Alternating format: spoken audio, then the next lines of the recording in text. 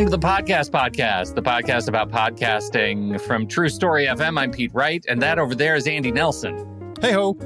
That's where we're gonna go. That's what we're gonna do today. This is that's my new thing. Hey ho. Yeah. Okay. Hey ho is your new thing. Good.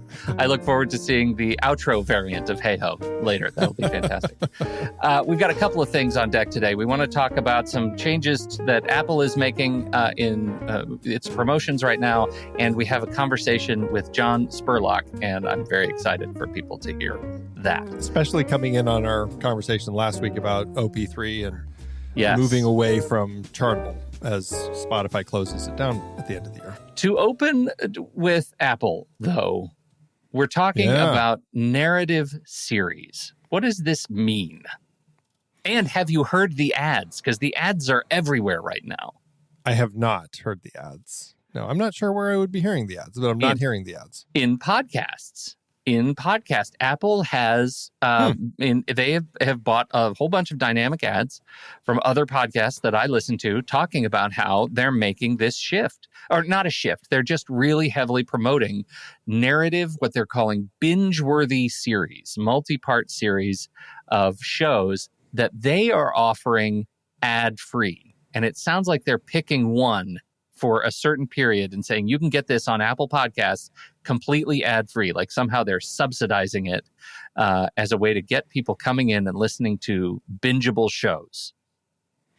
Right, which, and the idea of these is like, it's a series. You start at episode 1 and go through episode 10, or however many episodes it is. It's a narrative story that you're kind of following over the course of.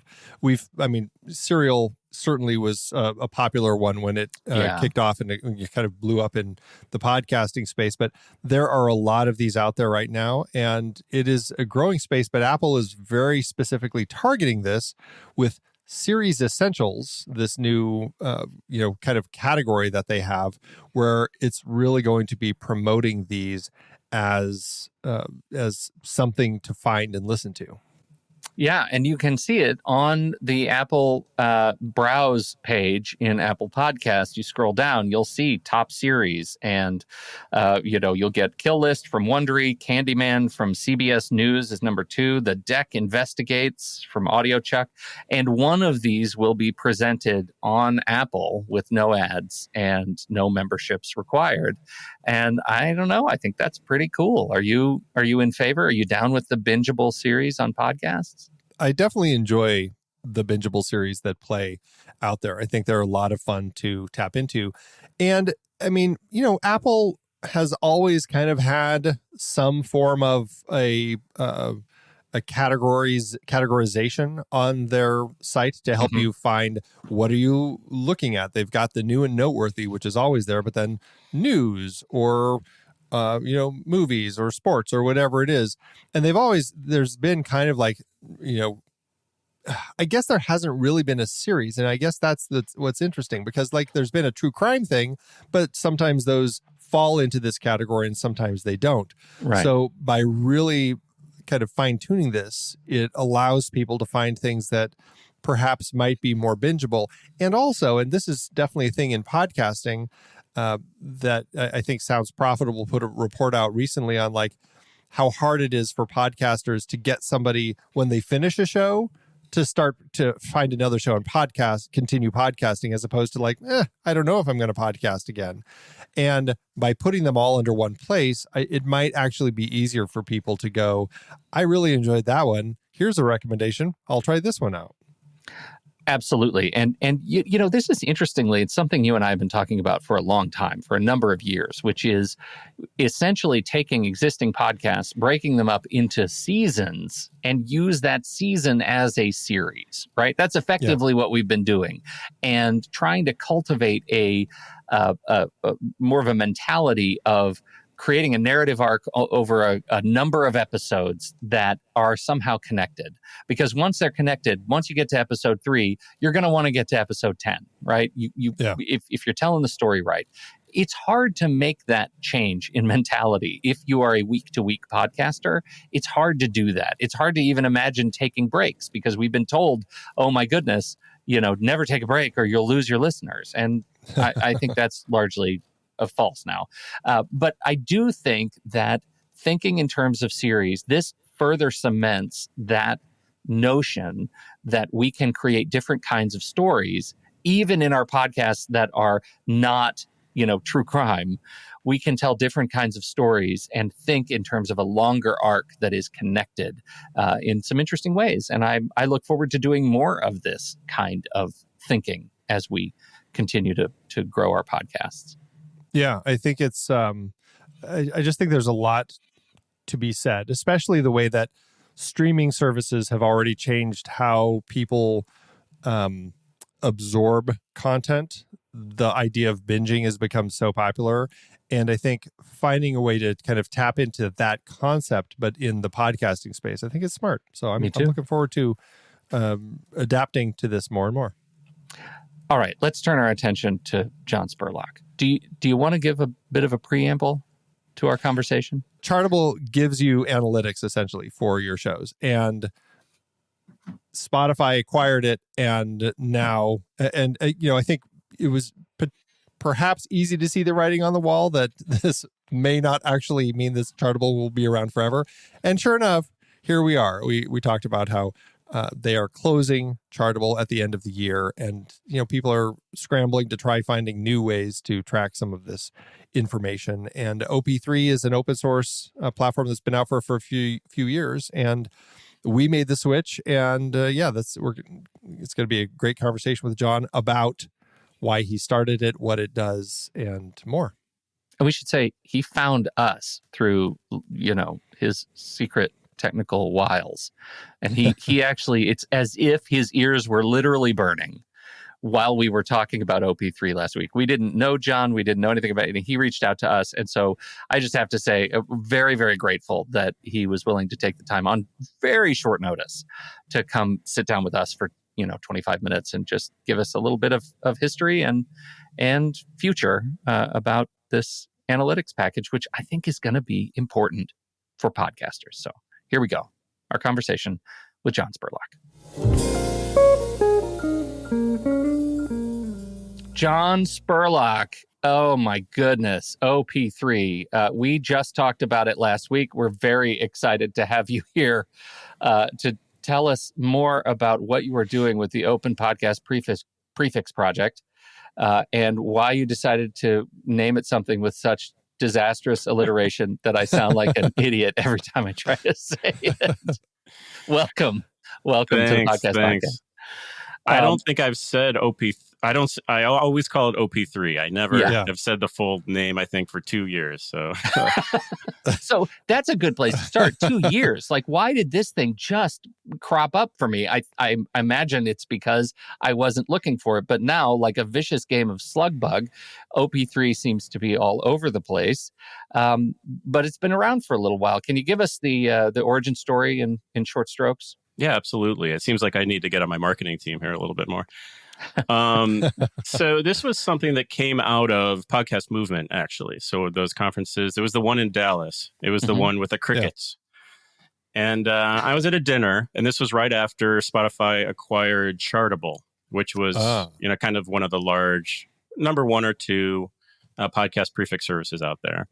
Right. And a lot of people were talking about that. And you could kind of see, and I could kind of see like this sort of pattern continuing, right? So if these services are these podcast prefix services are very valuable in a way to podcasters, right? It gives you an independent way of kind of measuring numbers that are kind of independent of your hosting company, which even though they use the same standard can vary, as I'm sure you guys know. Mm-hmm.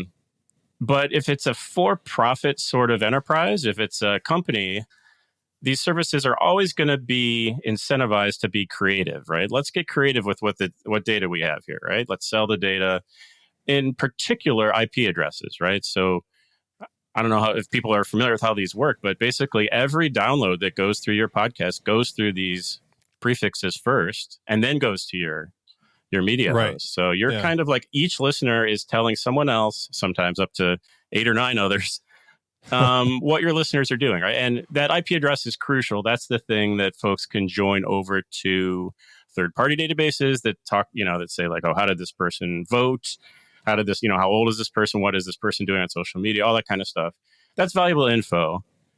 And a lot of the listeners don't know that, right? So we were talking, and we were like, I could just see this problem continuing, right? So another startup's going to start up similar to Chartable, and they're going to have the same pressures and the same pattern.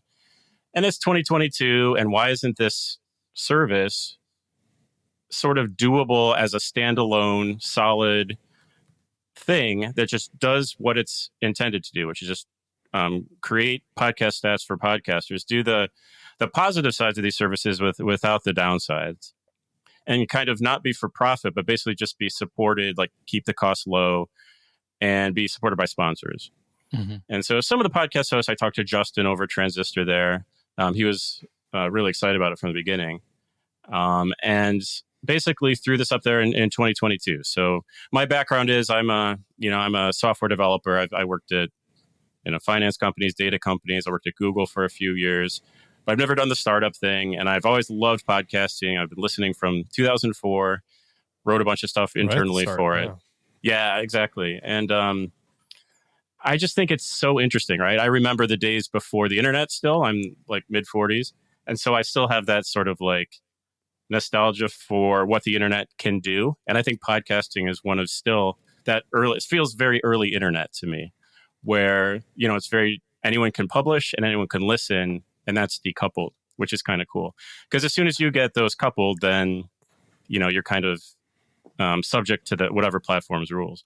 Well, and I think that's, you're talking about that's right now. You're describing right now, and you're describing the tug between, Spotify, who, as you said, acquired Chartable, which is how we found you, and it has shut Chartable down and rolled in a number of features into Spotify for podcasters in their effort to make you a Spotify podcaster. Apple is doing very similar things, right? There seems to be these massive islands forming for data collection. And here we are with OP3 kind of in the middle for those of us, who use Overcast and like the idea of podcasting as an open sphere. And I'm curious your take on these giant islands that are forming. Yeah, they've been forming for a while. And YouTube, I would also throw in there. They're kind of a platform that they kind of own the client side and the publishing side, right? So they get all the numbers. I don't have a problem with competition, right? I kind of, having worked for some of these companies in the past, I like when they're able to innovate and do things quickly and push out new solutions. But I think that what's good for podcasters is to have a wide variety of options, right? Because as long as they do that, then they will always compete for your business. They'll always be incentivized to wake up and, I want to have this feature over the other platform, right? As soon as one platform locks you in, they can basically stop innovating at that point. And, they can turn your show off at a whim, that sort of thing. And monetization as well. I think podcasting, since it has come up before a lot of these services, is still in kind of a good position. Number one, because of the way monetization works currently. So monetization currently works through, host read ads or display or DAI based advertising. And since that is so distributed, even at the moment, I think that's one thing that'll keep a lot of the large podcasters wanting sort of that independence, and that'll keep them off of kind of playing the platforms off against each other. The other thing is Apple. I'm actually pretty positive on how Apple has handled podcasting from the beginning. They don't have a host, for example, so they don't have the host side of things. They just provide kind of a nice default player, which isn't great if you're trying to compete with them, but at least it provides kind of a nice default player that people are familiar with podcasting as an idea. And I think as long as they're around and they support, all these backends as well, I think that bodes well for open podcasting. So I'm rooting for Apple in this, and I'm rooting for all the third parties in this, basically. And I view some of the other ones as kind of their own vertical stack, right? One of the reasons that, one of the cool things about OP3, or one of the things that sets it apart, is that it makes the show stats public. And that's kind of intentional. That's part of the design. And this is actually for that same reason that we were just talking about. It's a way to, because if you think about a vertical integrated player like YouTube, right? They know which shows are popular and, what show is hot in Cleveland, for example. Yeah, they know that, in the open podcasting world over here, we don't, right? We say that we love open data. All of our metadata about our podcast is available, but that information is unavailable to apps, right? So if a publisher, and not even absolute terms, but relative terms, hey, this episode did better than this episode, or for some reason this is taking off in this particular part of the country, there's no way for apps to know this currently, unless it was played on their app. And so part of OP3 is it's kind of a trade. It's like we give you fantastic free stats. You know, it's simple to set up.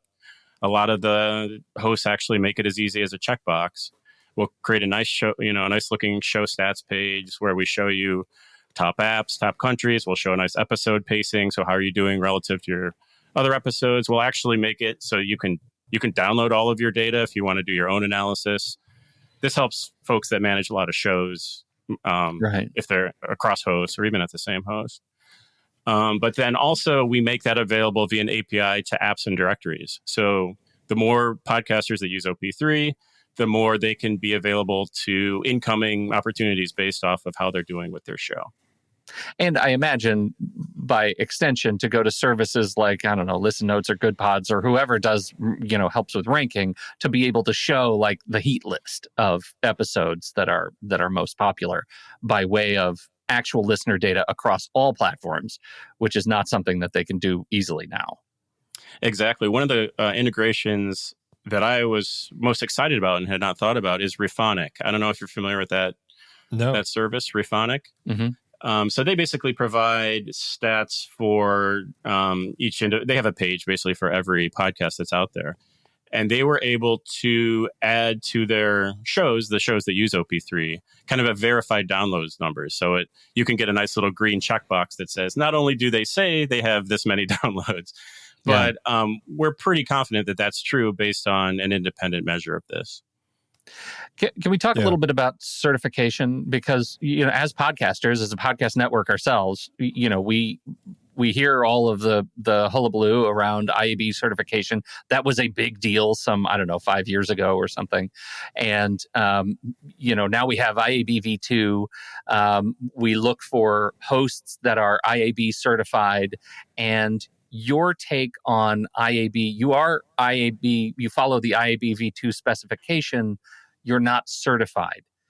Talk about your mindset there. I know there are real reasons. Yeah, I have no aversion to, so I'm sure you know about the IAB. They're basically a guideline, right? They're not as strict as far as a spec in store, because the inputs are not kind of as strict as you'd like them to be. So that's why you can have a lot of IAB certified hosts that follow the technical guidelines, but come up with vastly different numbers. I've even heard some hosts kind of advertising, come over to this host and you'll increase your downloads, which is never something you want to hear. But they publish their guidelines, right? So the IAB 221, 22 guidelines are out there, and they do a good job of trying to at least provide some order to the chaos. And I like that that's out there. So in OP3, we basically follow that to the letter.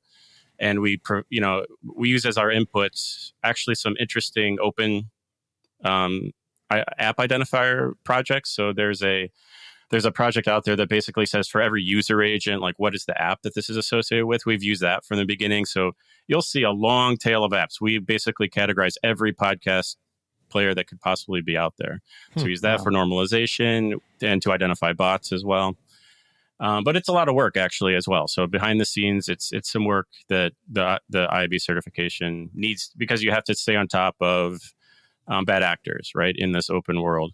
So I have the IAB is something you have to pay for to get certified, and that's really the major thing.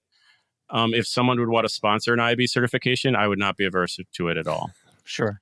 That's basically where it's at. So this is not, again, the whole idea is that a service like this maybe shouldn't be someone's day job. So we don't have a large team here and that sort of thing. It's just basically a robot that runs 24/7, for 2 years now, just measuring all the downloads. So I wouldn't be averse to it. So if you could find a sponsor, and that's something you have to do every year. Yeah. I think we have one of the highest, if not the highest, stance on privacy in the business. So I don't think that would be an issue. As a prefix, it's actually, I don't know how technical you guys want to get, but it's a bit different than hosting stats, right? So as a prefix, you have different info coming in from the player than the host. So it's always tricky.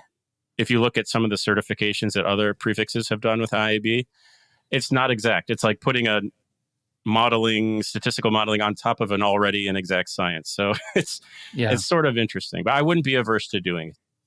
Well, it part of that opens this discussion around the public nature of OP3, right? Because, podcasters are notoriously private when it comes to performance metrics for whatever reason you want to give them, right? But what I have noticed is it is squishy when you ask a podcaster, how are your downloads? And you have explicitly made all the way down to the major metropolitan area data about these podcasts public. And I'll tell you, I had a little bit of stomach churn when we turned on the prefix for our shows, knowing that now we're going to get this sort of normalized data about our shows that people can just find. Can you give us a little bit more background on why this was something you wanted to push in the podcasting industry? And have you gotten any pushback from podcasters who don't want to use it for that very reason? So this is a conversation I've had a lot. And usually we talk and there's a lot of long pauses. And I ask, you mentioned that you felt a little squishy about it. Yeah. So what were your feelings about it? Why were you squishy? Because it made me feel like a 12-year-old, maybe 10-year-old on a playground, like not wanting to be judged by with real data when other people just have an impression of what some of our shows are doing, right? It just feels like I feel like if there's an emotional response to our shows, then we're doing the job right. Why did the people need to be able to seek out our actual download numbers and change their tune? Right. I mean, these numbers are kind of just for the geeks or for the business folks. I'm not sure a lot of listeners would care.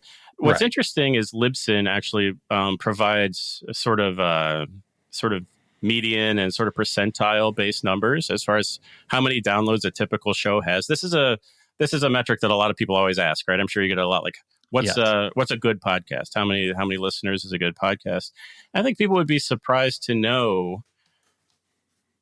I hate using the words a lot or a few, right? Because it depends on who's listening. But I think if you look at a number compared to another number, I think a lot of people would be surprised on how few downloads, right? In the absolute terms, a lot of these shows get. So it's not something that I think a lot of people know, and making it transparent, I think, is kind of a benefit to everyone in that way.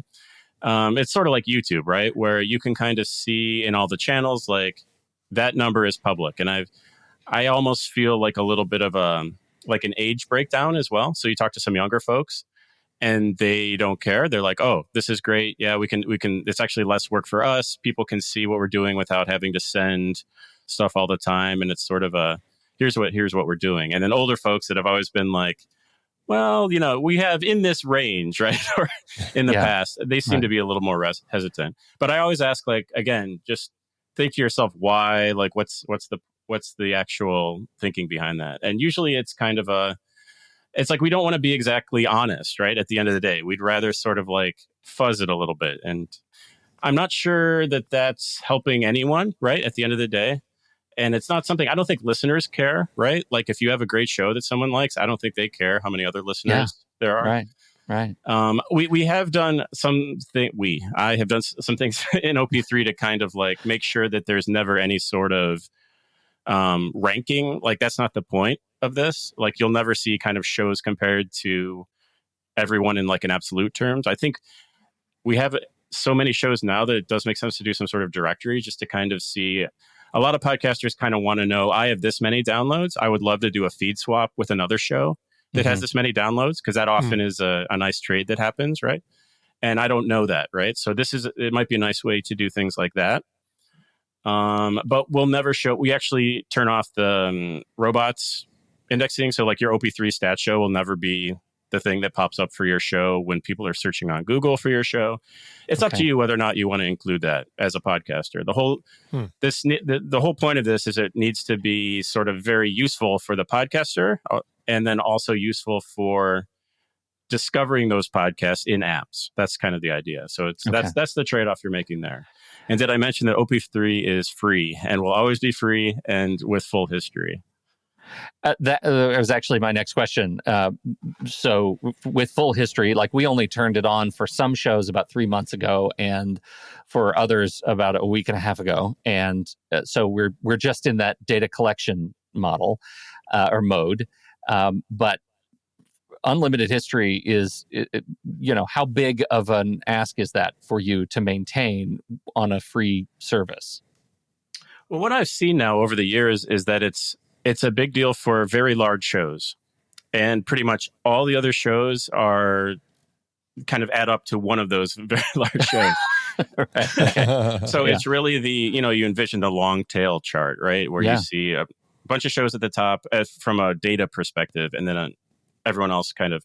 So that's my job, right? Is to make sure that sort of is using as kind of frugal a system I can use on the back end. And so far, I think we actually publish our costs. I don't know if you're interested in that. We can go to op3.dev/costs, and we publish our monthly costs there. So that's one of the reasons we ask for sponsorship for folks that find this kind of radical and interesting to kind of help us every month, because that's the idea here is there's enough interest from the industry to cover the costs of just running this hands off. And eventually I'd like to put this into a foundation or something like that, where it's not just me running it, but it's already in a separate account. It basically runs unattended. But there's some maintenance that needs to happen as far as onboarding new shows. And especially when shows move hosts, this is the bane of my existence. When shows kind of redirect from one host to another, that can kind of screw things up. But I would love this to be just something that people learn to rely on, no matter what host they're using. And you can always put the OP3 prefix on to give you kind of like comparisons for your own show from year to year or across multiple shows. One of the hosts that we use is Libsyn for one show. And what I've noticed is I can't turn on OP3, the OP3 prefix. It's not supported. I'm curious if you've had any specific pushback from hosts like Libsyn who aren't interested in adding the opportunity for a new prefix, or if they just haven't seen the light yet. Yeah, so there's two hosts. So obviously Anchor has never supported any third-party prefixes, so you can't add it for Anchor. Yeah. And then, but their other host, Megaphone, does. Libsyn requires kind of this back and forth from a legal perspective. And they also require like wanting to do it in the first place. And I'm not sure that at this point they want to add any more third-party prefixes at all. So I have on my to-do list to keep kind of going back and forth with them. I think it's just a matter of them getting to the point where they hear enough of their podcasters. And there's already been quite a few, actually, that have emailed them saying, please add this prefix. I want to just add it to my show. So it's just a matter of when you do encounter a host like that or a show like that that's still on Libsyn, sure, just letting them know, just be another data point. Hey, would love to do this. It's not a deal breaker, but we'd really love to stay on Libsyn and use OP3 at the same time. Again, our privacy policy is probably the best in the industry. So it's just a matter of us kind of working together and like getting that done. So I'd love to have Libsyn on in the future. There's another one, Red Circle as well. So they have their own analytics that they kind of like to push everyone into. And so they also have been kind of difficult to get on board with adding any other prefixes at all. And I think they only have the ability to add a special prefix if you're in one of their higher paid tiers. But those are the two that I know of that I'd love to get. I'd love to have every host on OP3. And in fact, I'm going through today for no particular reason. How to, like, as part of the setup page, like what are the exact steps, right? Because it's different for every host. Go to this page in the CMS. Like, here's where you put it in. Here's the value you put in. Because sometimes it's scary, right? To update just the settings for your podcast, especially with something like this, where every download goes through one of these services. You want to make sure that you do it properly. So I plan on I've gone through everyone's help center and like, okay, for this host, do it this way. So I plan on publishing that or just basically adding it to the existing setup page fairly shortly here, because we have seen a bump from folks coming off of Chartable and looking for an alternative. Yeah, right. I imagine it's maybe non-trivial for folks who are interested in data. For us, it has always been, I mean, since we started in 2006, it has always been a de facto kind of standard operating procedure to have two sets of analytics running. In whatever case, we have the host analytics and some other backup package, so we can just rationalize and see, because the data can be so squishy. And it has been... Smart. Yeah, I mean, it's really saved us to be able to see how our hosts have managed data compared to third parties with no sort of vested interest in how the show runs. And I feel like I'll just tell you, I mean, it's only been a couple of months for a lot of our shows, but we've been really, really surprised and thrilled with the performance of OP3, and it's just really great that it exists. As we get to wrapping up, I got to ask, why you? Why did you decide to take on the mantle of this kind of a project on behalf of podcasts? So there's no vice president of podcasting, right? There's no vice president of open podcasting. There's no CTO of podcasting. Everyone sort of innovates at their own pace. And there's different groups that are out there that try to kind of push things forward, but it is very difficult, right? It's very difficult to propose a new, a tag that goes in the RSS feed and then the various players. So sometimes it's just a matter of taking the bull by the horns and saying, like, no one is going to do this, so I can do this, right? This fits well within my skill set. So I have a few projects. Again, I used to work at Google, and I kind of do consulting and things right now, but I have a few projects in the works in the podcasting space. And so for whatever reason, I find podcasting so interesting, right? Because it's still that open, like we were talking about before. It's basically like open. It's like the open tech plus media, right? Imagine if video was using the same platform, right? Where it didn't have to be you weren't locked into the Netflix UI, right? You could kind of like experiment with discovery in different ways. That's still possible in audio. And I think and perhaps in video as well.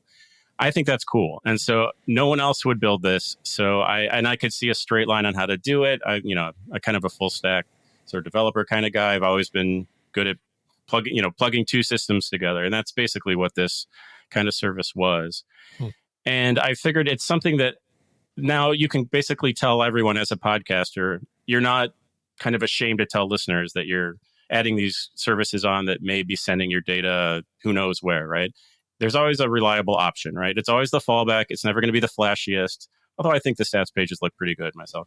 But it's always going to be something. I want it to make something that, I want to see this in the world. And so I just want to make sure that it's always available in addition to other services. You could actually have more than one prefix on your show, as I'm sure you know, so you don't have to remove any of the prefixes that you already have to use OP3. But we grow every month. It's slow and steady progress. We have no marketing arm, so I appreciate the the opportunity to be on your show here. But basically, we just are we believe in open podcasting, and I want to make sure that this is a service that never goes away, right, as an option. Yeah. Well, I'll tell you, it is as a wannabe data nerd myself, it's been just so much fun to dig into the different data that you give us on top of what we're already getting from our host. It's just fascinating to see how our shows are performing around the world, and I'm very, very grateful for it. You push a lot of community involvement. You talk about there's a lot of we for a thing that runs basically unattended and sounds like a lot of you. What are you looking for help with podcasters who want to get involved? Is there room for support, and what would that look like? Yeah, besides just sending you a check, I guess. Yeah, there's lots of different ways. At the bottom of the OP3 homepage is information on sponsorship. So we have a $10 a month sort of, I'm a podcaster, I love this idea. Here's some money every month to help keep it going. There's also there's a $100 a month subscription that will basically get you onto that sponsor page, right? So there's some sponsor logos at the bottom of the page. Those help tremendously, right? Because that covers those costs that I was talking about before. I would say to help OP3, the best thing you can do is to tell people about it and to use it on your show, right? The whole idea here is to kind of unlock a lot of this data that was previously not available to the open podcast ecosystem.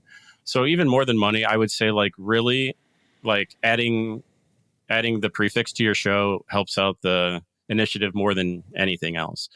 I didn't mention, because it's kind of geeky, but one of the reasons you can trust this project is that it is entirely open source.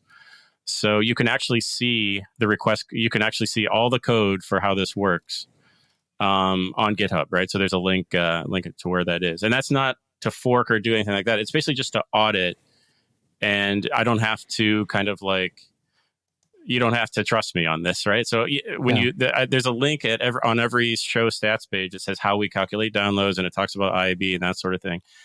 But you can also like click into each link and say, here's how we're doing. Here's where we deduplicate by user agent and IP hash, right? And so here's the code to do that. So if you're really wanting to kick the tires on that, that's available as well. So, and again, there's no other project that's going to do that. Yeah. Right. It's such a project of goodwill, John. We certainly love it. Thank you for doing it, and we're glad that we found it, albeit a little bit late. We're thrilled to be on board, and you've got a hot prefix, man. Yeah, sounds good. And it's a lot easier to say, use the abbreviation. So you're down with OP3. There you go. Yep. I hear the baseline drop right now. That's outstanding. Thank you so much, John Spurlock, for hanging out with us today. We appreciate you. We're op3.dev. Any place else you want to point people to learn more about you? No, that's it. And then again, there's links there. You plug in op3.dev/setup, you search for your show, and it'll give you info on whether or not it's added and if you did it properly. And again, pretty soon links on exactly where to go in your host on how to do that. Outstanding. John Spurlock, thanks for joining us. Appreciate you. All right. Thanks, guys. Appreciate it. Well, that was it. That was a great conversation. That is very enlightening and very interesting as far as... Did you learn? Did you feel like you learned something? I know there was something that he said that really I connected with, that, there's a sense with some perhaps older people who are like, oh, I don't want all my stuff out there. But like the younger generations are like, I don't care. Just put it all out there. And I think that that's interesting as we start shifting into this and we start, more and more of this type of information is made public and it's just accessible and it's just out there. And I like that. I think it's, if anything, it also presents some accountability. So it's great. My big lesson was, to hear him talk about how surprised people are with how small download numbers are and how, it doesn't really matter because it doesn't take large numbers. It doesn't take like broadcast television numbers to make a difference in a podcaster's life and career. And